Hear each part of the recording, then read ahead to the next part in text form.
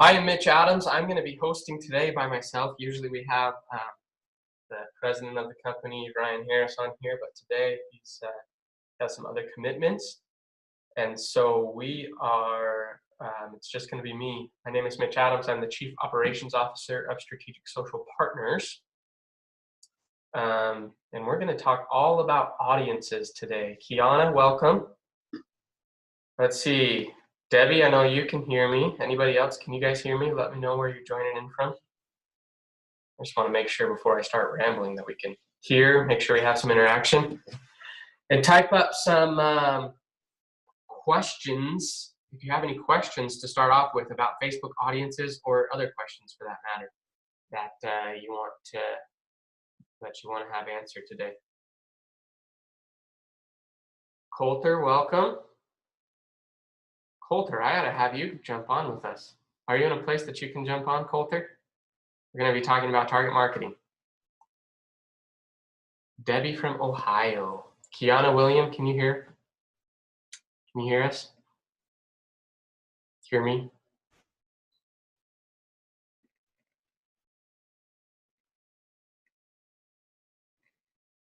Kiana, awesome. All right, well, let's get started. So, yeah, I want to say most of you are new with us, so you'll have to catch up on some of the recordings. Last week we talked all about Facebook audiences and the power of Facebook audiences. William, I'm glad you can hear me. Thank you. Type in questions as we go. If you have questions, we'll try to answer them. We're going to be talking about Facebook audiences. So the audiences you can target with Facebook, we introduced them last week. You have these different types of audiences. You have a custom audience, which is probably the most powerful audience on Facebook and is fairly unique to Facebook advertising product, because that's custom audiences based on your email list or based on your website traffic or based on people that watch a certain percentage of one of your videos. So super powerful there. Then you have what is called a saved audience or a core audience. And that's just an audience based on the interests and everything inside of Facebook. So all of us on Facebook, we give Facebook way too much information. And so we can target people based on that. We can target people based on their birthday, their anniversary, if they're dating or not dating, the age of vehicle that they drive. Because then Facebook also has partnered with third-party providers to provide even more data that we're able to target. And then there is lookalike audiences. So if you have one of those custom audiences, the first one I talked about, let's say you have a customer list that's this big. You have a customer list of 2,000 people that you just collected over the years. You have a retail store, you collect their information as they buy something. Or online stores, you collect their information as they buy something. You import that into Facebook, that's your custom audience. So if you have an offer going back to current customers, you target them. Okay, Coulter, let me know when you can join audio. You can target your existing audience if you have an offer for your current customers. But then you can tell Facebook, these are my customers, these are good people for me. And so then you tell them, I want more people like that. So then Facebook goes out and they find 2.1 million people that are just like that first audience that you have, because we all have similar characteristics and all that stuff. And so they identify the people that are most similar to your customers. So those are the three types of audiences that we can target. Type in the chat over there if you've made any of these types of audiences, if you've created a custom audience, if you've created a lookalike audience, or if you've created a core audience. I'd like to know where people are at as far as these things. And while you're typing that in, let me know what type of audiences you have or have not created. Maybe you haven't created any. We are going to share my screen today. And we're going to dive into creating that saved audience that I talked about. Oh, hold on. I just started sharing my screen, and I need to make sure I find the chat again. There we go. So Kiana has created a custom and lookalike audience, but not a core audience. You know, Kiana, I didn't know that they called them core audiences. Like, I've created them. So you've probably created one. If you've created a custom and lookalike, then you've probably created a core audience. It's a interest-based audience. It's just a different term. Debbie, you've created some, but done nothing with them. All right. Well, let's talk about core audiences or interest-based audiences today, or saved audiences. Lots of words. William, just starting into this field, no lists. That's perfect, William, because if you have no lists or anything, that's okay, because this week we're going to talk about how to create your first interest-based audience. And then in the coming weeks, we're going to talk about, okay, now you have that interest-based audience. Now we can start expanding that out and start creating those lists. Because with new things that Facebook has done lately, then you can create those lists pretty quick. All right. So we're in Ads Manager. So that's the first step. You get to Ads Manager to create your audiences. Then you come up here to the top left, and you come here to All Tools, and you come over here to Audiences. And let's create an audience for one of your businesses. So I guess the first person to type in the chat what their business is, then we can have a little bit of a dialogue and create an audience for your business. Because I like using real examples. Since I'm screen sharing and it's taking a minute to load anyway. So give me the name of your business and then kind of the basic service that you offer and the basic target that you'd like to target. And we can do that. So then the next step, you're on the Audiences tab now, and this is where they're all going to be. All right, Melaleuca. So we are going to hit this Create Audience button. Debbie, is there a certain piece? I know Melaleuca has a lot of products. Is there a certain piece of the products that you want to focus on, like the health and wellness products, the cleaning products, what other products? Oh, she's typing that in. So create audience, and then we're going to do saved audience.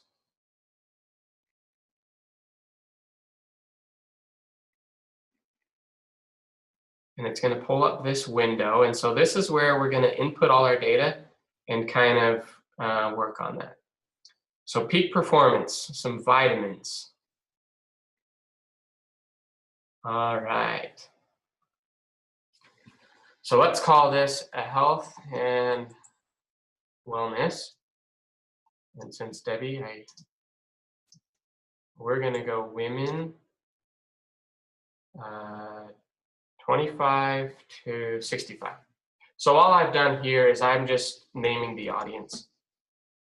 And I named the audience based on a little bit of what it's going to be about. So we already know that this audience is going to be about health and wellness. And we're going to do women, mostly just so I can show you.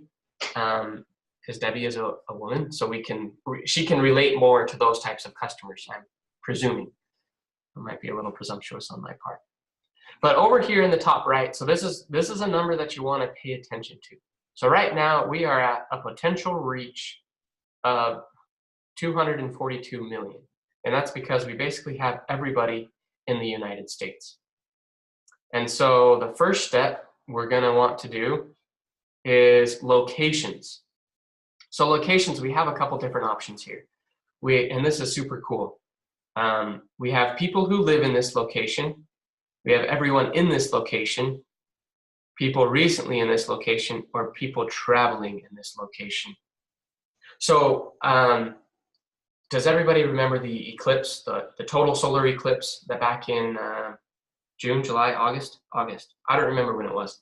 But last year, the total solar eclipse, then the rumors were that hundreds of thousands of people were going to be traveling to areas within where they were going to be able to see the total solar eclipse. And so during that time, then we had a client in Idaho Falls that they're a gym, and they wanted to run a specific ad campaign to people traveling in this location. And so this traveling in this location, then this is people whose most recent location is within the selected area, but whose home is more than 125 miles away. And so that's a pretty cool feature. Specifically, we've also done this in Las Vegas. Las Vegas is a big tourist attraction, and there was a place, a venue that would be great for tourists. And so we had a specific audience that was for people traveling and said, hey, if you're traveling, come check us out, basically. And we were getting purchases off of it because we were talking specifically to people that were traveling. We related to them. And so this is what you want to do. You can select one of these different ones. Now I will tell you probably 9.5 times out of 10, then we're going to do people who live in this location. Because our business, we really want to build our business on the people that are here. You know, those people that are traveling, it's kind of like a woohoo bonus. But most of the time, unless you're in a unique business, you're not going to build it on travelers. So people who live in this location, this is people, you know, we all tell Facebook where we live. Hopefully you don't give them your address, but we tell them where we live, at least. So right now we're in the United States. So let's, you can sell Melaleuca anywhere, correct? So, but let's narrow it down a little bit just for kicks and giggles. Let's do the Western United States. So we're going to type in a few states here. So Colorado, New Mexico, California. An example of targeting different states is we're working with a golfing company right now, and so he was like, he had the realization that he's like, you know, people in Idaho, for instance, or Utah probably aren't golfing a whole lot right now. I mean, this winter's a little unique, so they might be, but not as much as in the southern states like Florida, Arizona, or Phoenix, Texas, where it's still warm. And so we targeted those specific states. And these ones, I mostly just, you know, this isn't something you have to do. You just want to target somewhere related to your business. I'll also show you a city example. So we have here all these states, and then let's pick one city in Montana. So we can do Billings, Montana. And what you can do with a city is you can select a certain radius. So let's say you're 10 miles that you want to do, or maybe you want to do 50 miles. And then let's do an address. An address is another thing you can do. So I'm just going to start typing an address and see what happens.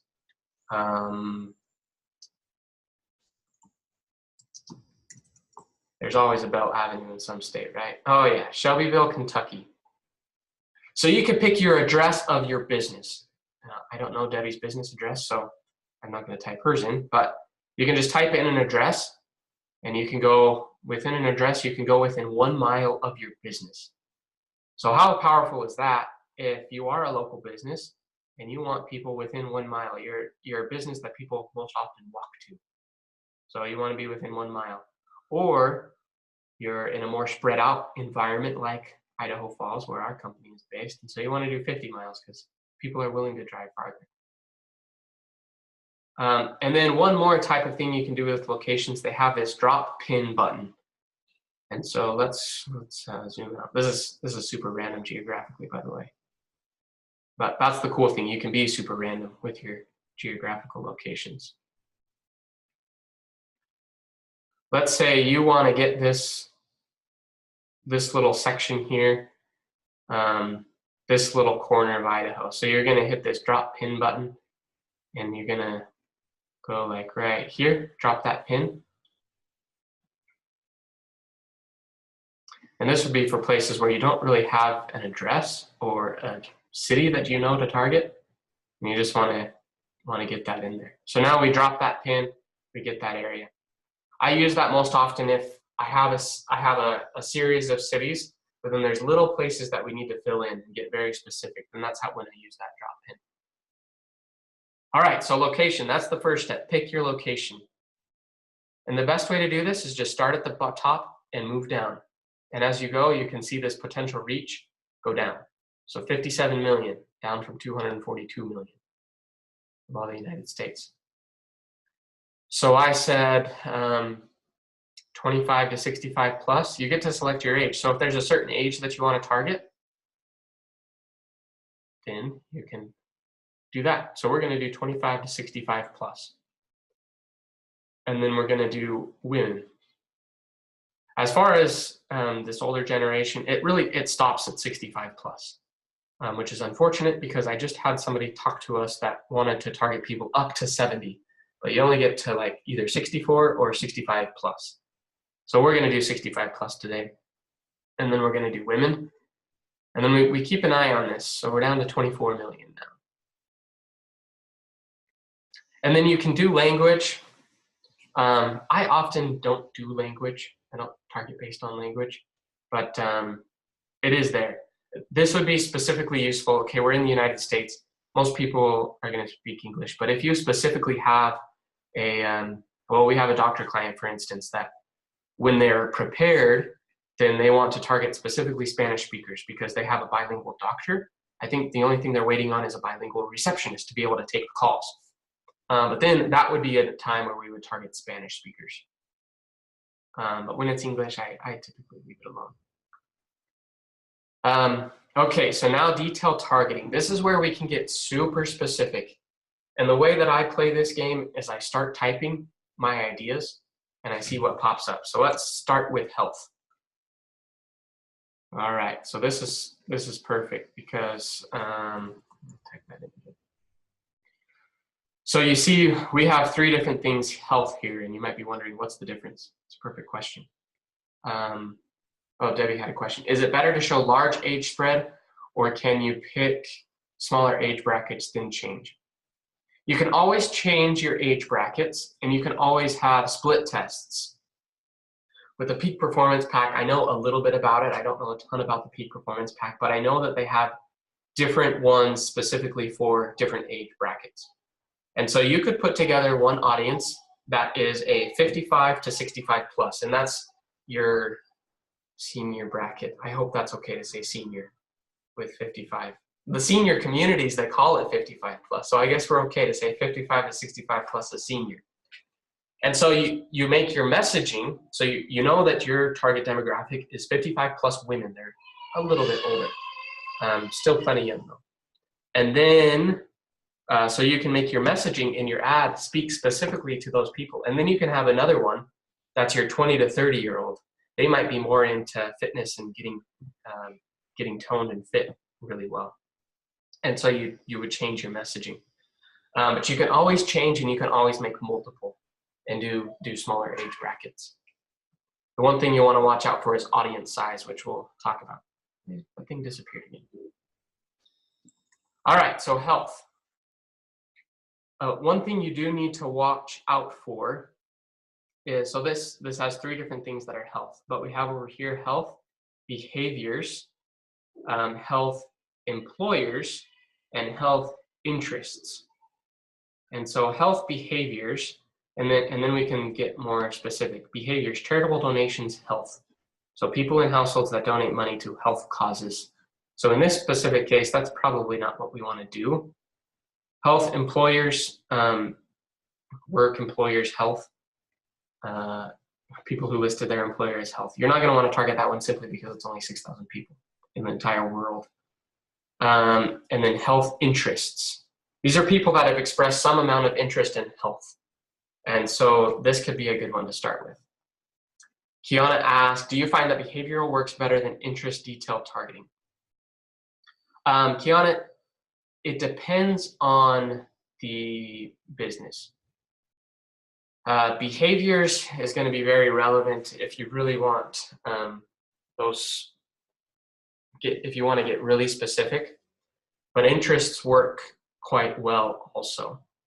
I'll start with doing pure interests, and I'll show you how to do interest, because the problem with this health interest is 14 million people. And let's type in another health and wellness. Here's another, health and wellness. Here's another one, 62 million people. So the one bad part about interests is that somebody could have liked a Facebook page that Facebook thought was related to health, but it wasn't really related to health. And so maybe that person isn't really interested in health. And so a good way to do this, so we have those two audiences. If we go up here, we have 1.5 million. So that still really has brought it down a good amount. But what we can do is, so we have these two interests with a lot of people, is we can hit this narrow audience. And what I'm going to do is I'm going to take that health and bring it down here and then delete it out of here. Whoops, the calendar popped up.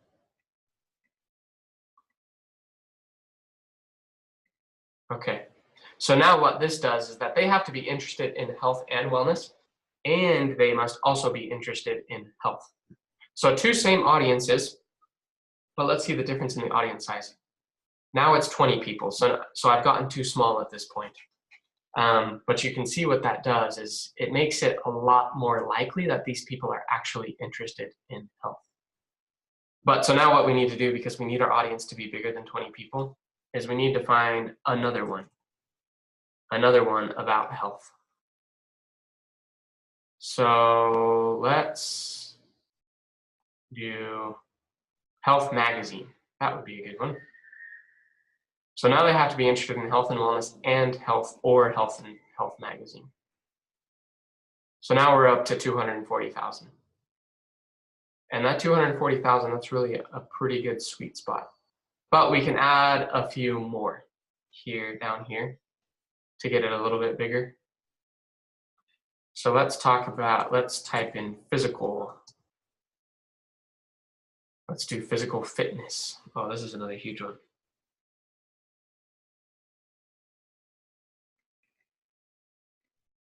So now we're back up to 1 million. So this is another one where maybe we say narrow further and drop that physical fitness down to here. So what this is doing is really making this audience more qualified when we put this and statement. So it's health and wellness and Health Magazine and physical fitness. So it gets it a lot more qualified. We're back down to 200,000 people. To make that a little bit bigger, this one and this one are the biggest, so we'll want to add some more to this one. So let's type in wellness.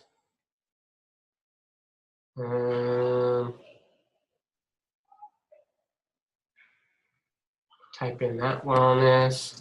You can type in, let's see what else we can find. Well, fitness and wellness, 891 million people. We're not going to do that one just because it's too big.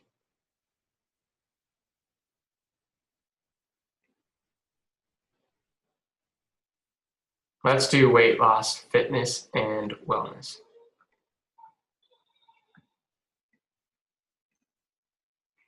It's 510,000 people. So this would be a pretty solid audience as far as interest-based targeting. So we have, they must be interested in health and wellness. They must also be interested in one of these 4 things.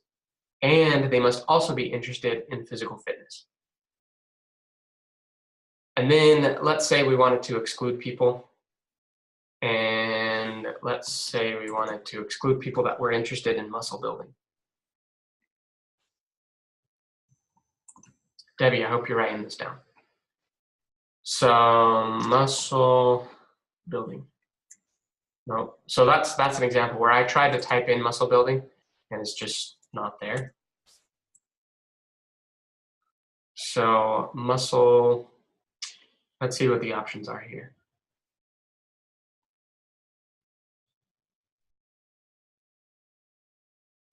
So honestly, I'm only using this example as excluding, just to show you an example.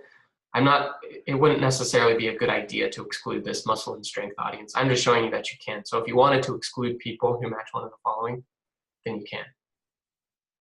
So we're at 510,000 people. That didn't really do anything. Coulter raised his hand. Coulter, what do I do with you raising your hand? Do I give you audio? Hold on. We're gonna have Coulter come on with us because we'll talk about what we did with his target audience. Coulter, can you talk now? I believe so. Can you hear me, Mitch? I can hear you. Hey, raising my hand worked. Yeah. Okay, I'll lower my hand now. So let's just wrap this one up, and then let's talk for the last 5 minutes. Let's talk about the audience we did with you. Sounds great. So yeah, we pretty much wrapped this up. This is an interest-based audience. And really what you want to do is you just think of the interests that are most relevant to your audience. And if you have big interests, and if you have like especially a more national audience geographically, then you want to put some of these and statements in and then exclude a few people. The last thing you can do is you can add a connection type. People who like your page, or exclude people who like your page. So if you really want to go after a new audience, then that's what you can do. So to wrap up, Coulter is the president or the CEO of our company, and but he has another company. So Coulter, tell everybody about what we did with your target audience and how it worked. Yeah, absolutely. So about 4.5 years ago, we set up a clubhouse. Now, it's a clubhouse that's typically the type of clubhouse that would be in an HOA, but we bought this property out of foreclosure, and then we turned it into another. Basically, we built a club around it, and we sold off ownerships so that multiple people can be owners in the club and in the facility.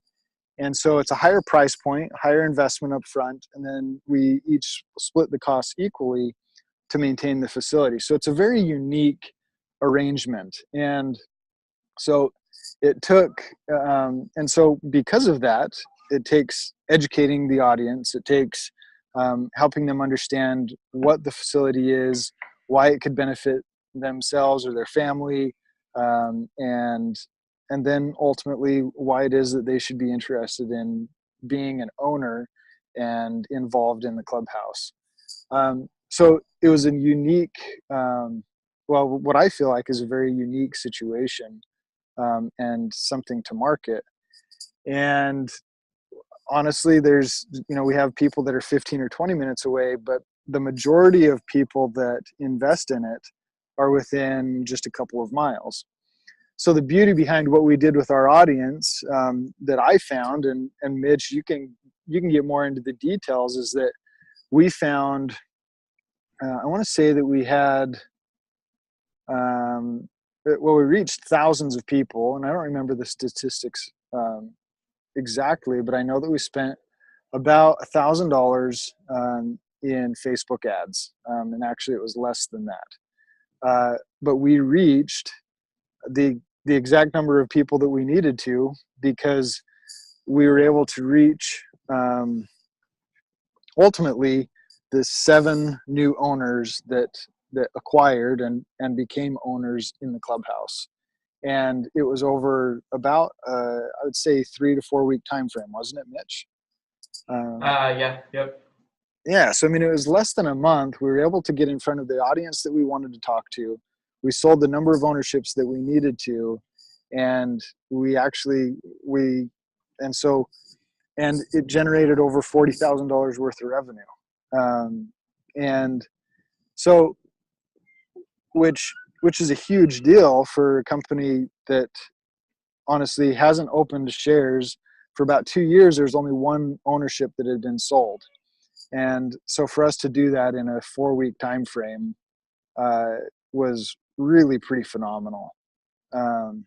It was exactly what we needed, and for the Turtle Bay Clubhouse, and it worked. I mean, it just comes down to the fact that it worked. It got in front of the right people. We targeted people within a couple mile radius, 5 mile radius, I think, and a certain income range, and gave ourselves the ability to sell those few ownerships that needed to be sold in that time frame. Yeah, are you seeing my screen again, Coulter? I am, yeah. Perfect. So let's just walk through the audience that we created. And we had tweaked this audience a few times throughout. So this, I can't remember if this is the exact audience that we settled on.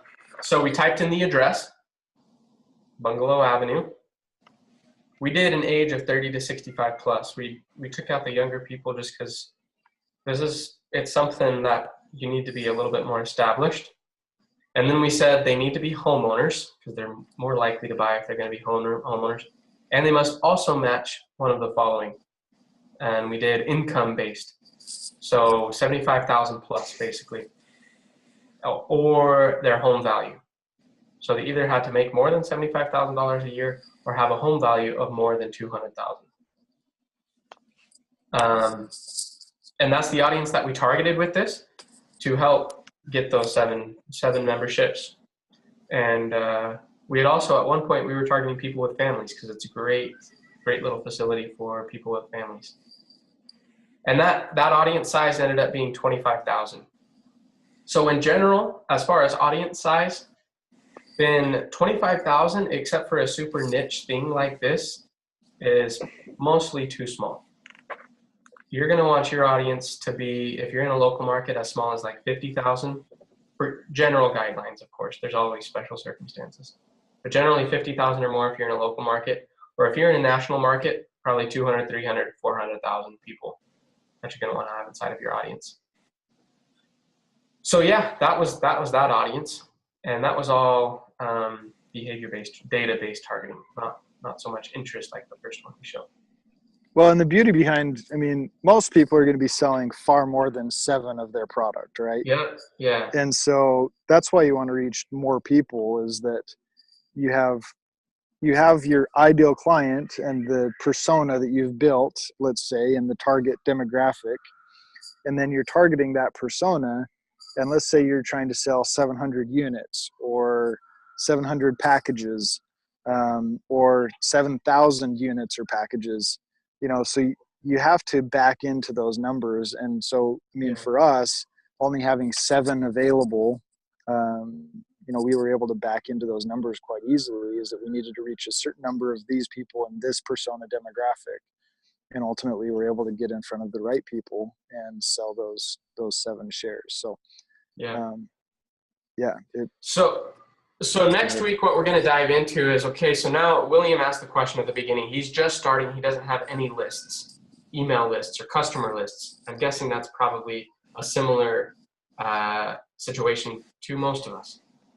And so next week, we're going to show you, take this interest-based audience. You really have to base that off of assumptions to a point, but you can make really good assumptions about your target market. And the next week, we're going to talk about how to take that and turn a portion of those people into a custom audience that are your most engaged people. Because out of that, so we created that audience of 500,000 for Debbie. And how do we identify out of those 500,000 people, the ones that are the most engaged, and so the ones that we want to focus the most attention on with our marketing dollars to drive those online sales, or online or offline sales, or whatever.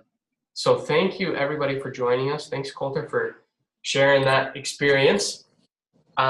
We will see everybody next week. Bye for now. Thanks, Mitch. And